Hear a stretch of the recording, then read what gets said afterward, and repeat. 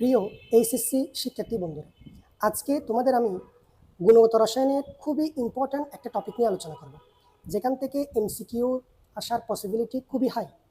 এই টপিকটা হচ্ছে যে পরমাণুর মূল কণিকা। দেখেন, পরমাণুর মূল কণিকার মধ্যে তিন ধরনের কণিকা থাকে। একটা হচ্ছে স্থায়ী কণিকা, একটা হচ্ছে অস্থায়ী কণিকা, আর একটা হচ্ছে কম্পোজিট কণিকা। স্থায়ী কণিকার মধ্যে থাকে প্রোটন, ইলেকট্রন, নিউট্রন, যেটা তোমরা এসএসসিতে পড়ে আসছো।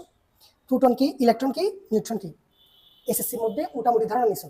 এরপর অস্থায়ী কণিকাতে আছে বুসন, নিউট্রন, অ্যান্টিনিউট্রন, পজিট্রন, পাইয়ন, নিয়ন, মেসন, গ্র্যাভিটন থাকে।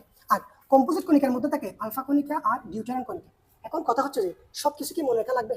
দেখেন তো, স্থায়ী কণিকাটা তোমরা এসএসসিতে পড়ে আসছো, প্রোটন, ইলেকট্রন, নিউট্রন, এটা মনে থাকার কথা। যদি কারো একান্তই মনে না থাকে, তাহলে মনে রাখার টেকনিক হচ্ছে যে পি ই এন। পিতে প্রোটন, ইতে ইলেকট্রন, আর এনতে নিউট্রন। আর কম্পোজিট কণিকার মধ্যে আছে আলফা কণিকা আর ডিউটেরিয়াম কণিকা। আলফা কণিকা কি জিনিস?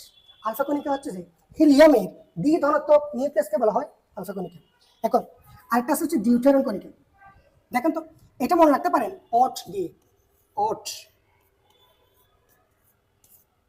অতে আলফা কণিকা, ডতে ডিউটেরিয়াম কণিকা। আর বাকি যা আছে সব আমরা কি বলতে পারবো? অস্থায়ী কণিকা বলতে পারবো। স্থায়ী কণিকা মনে রাখবো, কম্পোজিট কণিকা মনে রাখবো, বাকি যা আছে সব অস্থায়ী কণিকার মধ্যে ফেলবো।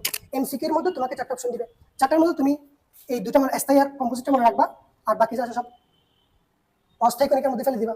তাহলে আশা করি বুঝতে পারছেন। এভাবেই সামনে আরো ইম্পর্টেন্ট টপিক নিয়ে আলোচনা হবে। প্রিপারেশনের সঙ্গে থাকবেন।